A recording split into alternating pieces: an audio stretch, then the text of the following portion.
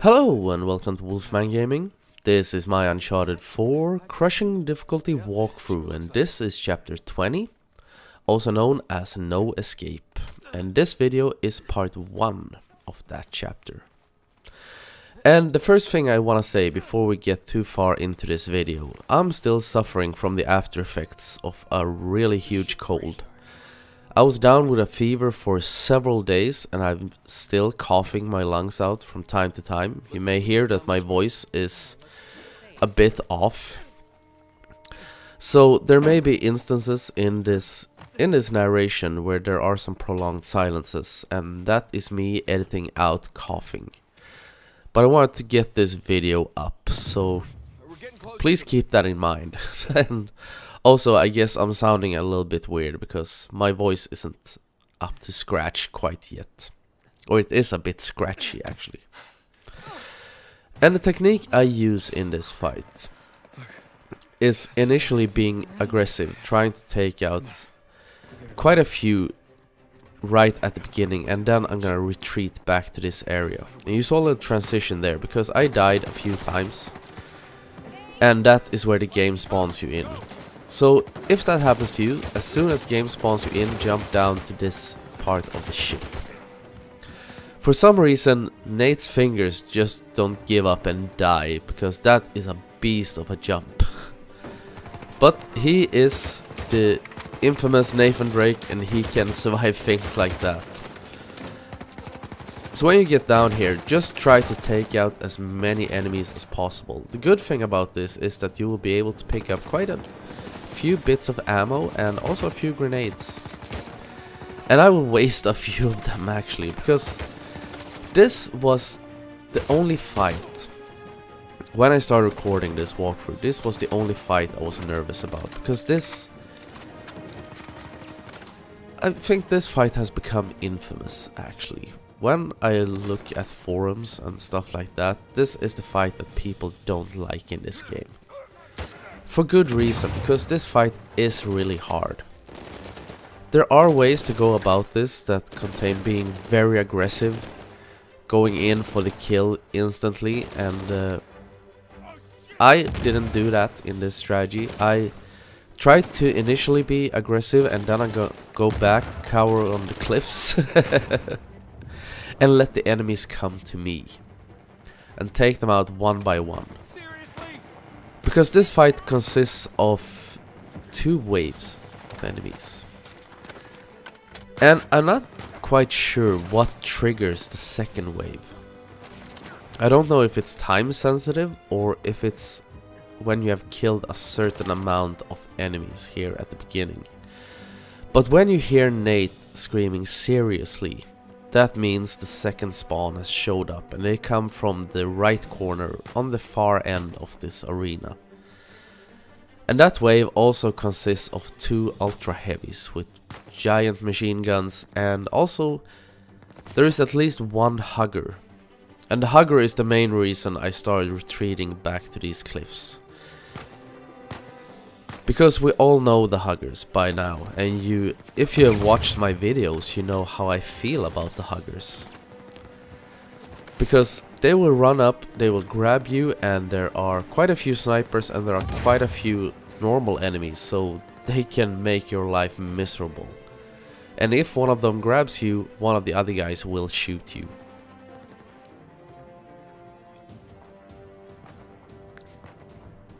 So what I like to do is jump up on this cliff. Sooner or later, 1 or 2 of these enemies will move over to my left, and that's when I try to go in for the kill. One of the ultra heavies has gone down there, you see him right on the left side of the screen. And I'm gonna use my grenades to try to take him out. Because the good thing about the heavies is that they can't climb these cliffs. So you can take your time and just wait and use your grenades wisely so you do not waste them, because there are 2 of those guys. And they can cause you a lot of grief. But since this video is quite long and I'm gonna wait a lot for the enemies to come to me, it gives me time to talk about a few other things. Because a few days ago I uploaded a video of me unboxing the God of War Collector's Edition, and after that I've spent a lot of time playing that game. And I was looking forward to it for months, and don't know if I mentioned it in a video, but I was a bit skeptical about the fact that it got almost 10 out of 10 across the board from all reviewers. And that always makes me a little bit skeptical. Because, as I've said, if you give something 10 out of 10, 100 out of 100, 5 out of 5, whatever, in my opinion, that means that game is flawless. It's perfect in every aspect. Or at least, more or less. This is also an interesting situation. I'm trying to take on an ultra heavy with a fossa. I wouldn't go squirrel hunting with a fossa.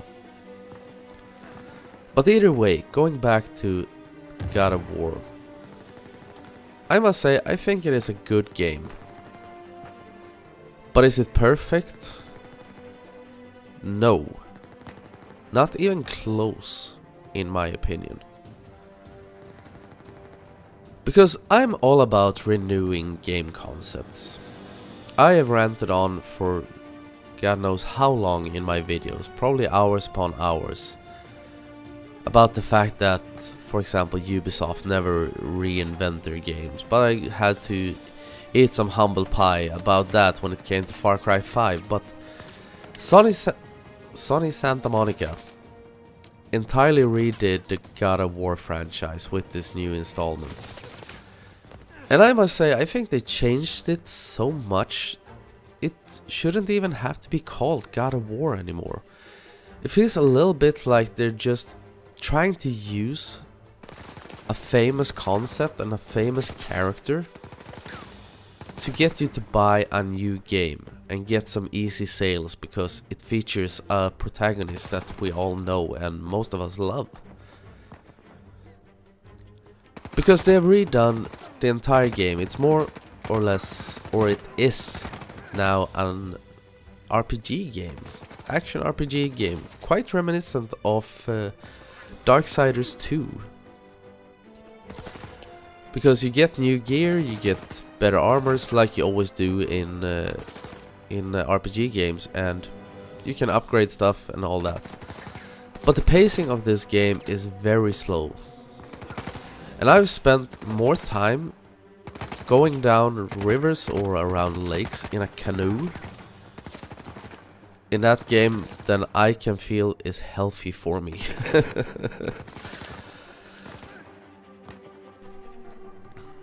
And also, Kratos' relationship with his son Atreus feels a little bit, in my opinion, like they're trying to do The Last of Us, but they don't have as good script writers as Naughty Dog does, and definitely not as good voice actors.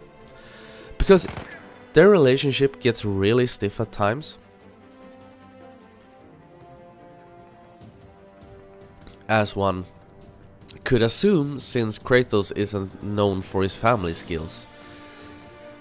But it also gets very strained due to the fact that the script sometimes feels very lacking and the voice acting seems very lacking as well. So I'm a bit disappointed with the game. I'm still having fun with it. It's not a bad game, but there are a lot of things I would change. And most of all, I would change the pacing of it, because it is really slow and sometimes combat is really far apart. And also they could have put in a bigger variation of enemies. It sounds like I'm totally bashing the shit out of that game right now, but it is fun. I will give it that, but I don't think it is a God of War game. Not in my opinion, not what I would expect a God of War game to be. But going back to this fight for a little bit, I have taken out the Hugger and I have taken out one of the Ultra Heavies. Now I was getting a little bit restless, and also running really low on bullets. So I ran down here because the huggers, as we know, always have fossas, and I wanted to restock on some bullets.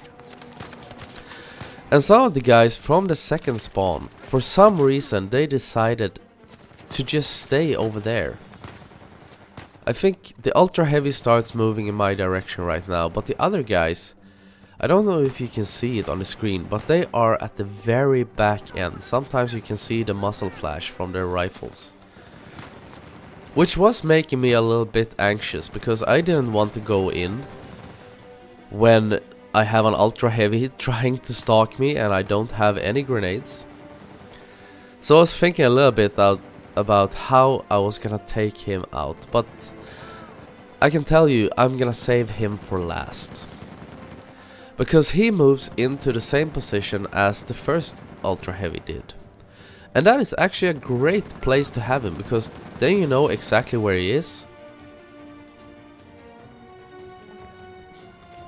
And he can't do much harm, because he holds his gun down by his hip. Which means if there's too high an edge in the way, he cannot shoot at you. And the good thing is that the edge is too high. Elena can also at times be a really good help in this fight. Not always, but sometimes she can hold her own.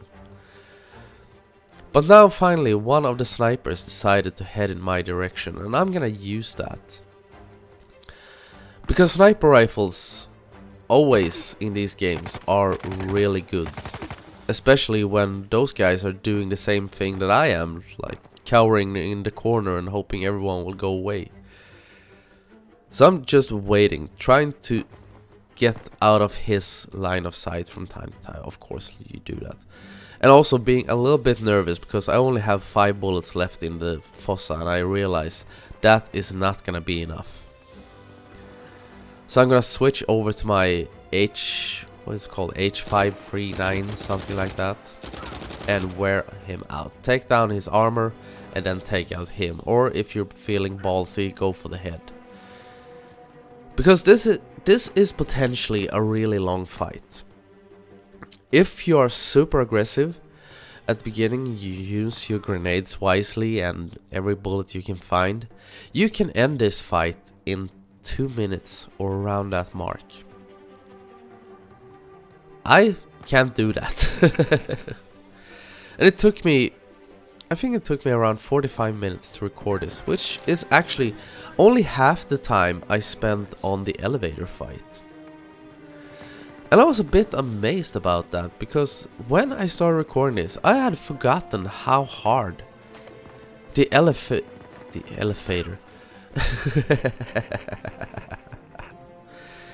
how hard the elevator fight was. Because I would say almost that the elevator fight is harder than this, because there is actually better cover in this arena. And if you stay back here, you can take your time, pick your shots, and make sure to make your shots count, because as you can see, there are quite a few enemies in this fight. But now I have taken out most of these guys, at least. There is one guy still messing about over there, so great shots. I talked to you about managing your bullets and using your resources wisely, and then I shoot a hole in thin air. But this is one of those guys that just refuses to go down, but luckily for me, Elena has his full attention. So I could just focus on putting a few bullets in his back. And now, since no one else is trying to rush me, I just duck down here, and then I'm gonna go down and try to pick up, or I am gonna pick up the sniper rifle and head back on my trusty cliff once again. The cliffs of cowering is what I call this technique. Because this is the easiest way I could find to do this. As I said, you can be super aggressive and go down. I didn't know that at the time when I recorded this. And I didn't want to go in online and check out a bunch of different other strategies to take this on, because this is my walkthrough and it contains the strategies I have come up with. But this is also one of those moments, because we only have 3 bullets in the sniper rifle, so make every shot count. I try to draw some fire and not get spooked by the fact that they are hitting me at times, because I know with 2 quick steps to right I will be behind the cliff again and I will be safe. So try to expose yourself a little bit, not for too long, because sometimes you can die quite quickly. And that is also something that you need to take into account when it comes to this technique. Because some of these guys, and that is also something that's weird. I think it's a little bit related to whether you manage to take out most guys of the first wave immediately. Because when you're hanging up here, if you lose your grip when you're on the backside of this cliff, you will die, you will fall to your death and you will perish. But luckily for me, they weren't too happy about throwing grenades. It's only that guy in the red cap. But sometimes they're absolutely slamming you, so you're gonna have to bounce around these cliffs like a monkey, trying to get out of harm's way. And it happened to me once or twice that I was hanging on the cliff, one of the grenades landed right next to me, and I didn't manage to get quite out of the blast radius. You know, it just nicks you a little bit. Just enough for Nate to lose his grip.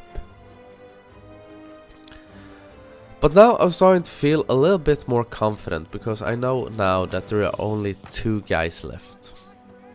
Maybe there's even 1 guy left. Is the red cap guy still in there? I was trying to search through the battlefield. He should be quite easy to spot. Because who wears a red cap into combat? You use that for deer hunting. But anyway, you can also use Elena to know where enemies are. And there he is. And of course I miss. My last sniper bullet. I had 3 enemies, I had 3 shots, and I only got 2 out of 3. That's a little bit embarrassing. And since Elena had most of his attention, I could have probably done a better work of that, better job of that. But anyway, now it's just him and the ultra heavy left. And now I am completely out of bullets, but there is a para over here on one of the masts. How it got there, nobody knows. Maybe Avery and his friends found it in some exotic country far, far away. Also, that was a sphincter tensioning moment. That is the worst time ever for platforming not to cooperate. I remember when that happened, because I was holding my breath. Because it has happened from time to time in this game that the platforming hasn't cooperated, and it has happened to you also probably, that sometimes you want to go in one direction and Nate decides to jump in another, and that usually results in death. And if that had happened there towards the end of this fight, the hardest, or one of the hardest fights in the game, I would have been so pissed. That would probably have meant the end of this walkthrough, because I can take some cheap deaths. God knows I have been through some cheap deaths during the recording of this. But then I would probably have just said, okay, fuck it. This ends now. But all that remains now is the second ultra heavy. And all I have to take him down with is 8 parabullets. So I was standing here thinking about how I was gonna approach this. Because my plan was that I would jump down on the ship, try to pick up some great weapons and do a circle motion around him, and then he decided that it was time to come to me instead. So I had to improvise a little bit, but actually I found a great way to do this. Because now I was waiting a little bit for trying to see where the hell he went. Because I thought maybe he went down from the ship, so I can jump down on the ship, pick up some bullets and run back to the cliffs of cowering again. But no, he decides to stay aggressive, and there is an explosive keg. And he's moving up right next to it, which is really great. Because I can shoot that and soften him up a little bit. And here's also, he's firing from his hip, he cannot hit me. So I can just take my time, go for headshots, I have 3 bullets left, and take him out with a headshot. Beautiful. Great way to end what is potentially the most frustrating fight in this entire game. And there is a reward at the end of this, because we have reached a checkpoint now. I'm not quite sure if the checkpoint triggers when you get over to where the second spawn of enemies came out, or if it's just that you have completed the fight, or the first fight. But we have reached checkpoint country now. And it's time to reap the reward of all the frustration, all the anger you may feel after going through this. Because we're gonna pick up one of those ultra heavies, giant, what's it called? DSHKs. Feel free also to pick up whichever weapons you like the most and you can get the most ammo for. I like to go with the Baroque and one of the machine guns, whichever ones there is the most ammo lying around for, because we still have a few fights in this chapter, and they do take some skill, because this is the game's last line of resistance before we get to the ending. But now we have a giant gun, and we also have 200 bullets. 200 wonderful bullets of death. And we're gonna put them to good use. And I think this is actually something Naughty Dog did on purpose.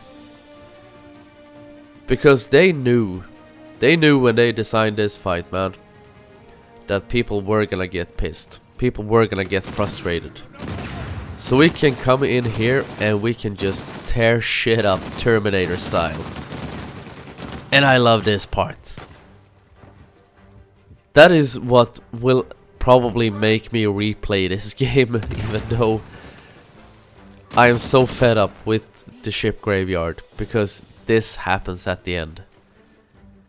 And it feels so empowering. Don't get overzealous though, because this rifle packs a wicked punch. But also some of these enemies can do that as well. One of them has a China Lake. There is at least one guy with a shotgun. But you have the huge Monster Slayer Behemoth gun. So be a little bit careful, because you have reached a checkpoint right now, so it doesn't really matter that much. But it would be a bit... It would feel a bit cheap to die now after having survived that giant gauntlet. And here, just take your time. Don't go complete Arnold and start spraying everything and everyone and anyone and no one. Because then you may run the risk of running out of bullets. But if you do, there were 2 ultra heavies out there, so feel free to run out and pick up the other guy's gun. Then you'll have 400 bullets to continue tearing shit up with. But the bullets will most likely be sufficient to get through this entire little area. You can't bring it into the next fight, which is really sad, because that would be awesome. If you could have that gun for the rest of the game, because you have been through hell and back, and it would be so awesome to just go in and slay. And here, pick up as many grenades. I go with the China Lake and the Baroque, and this sequence actually concludes part 1 of this chapter. So I want to thank you very much for watching, and I will see you again in my next video. So until next time, this is the Wolfman signing off.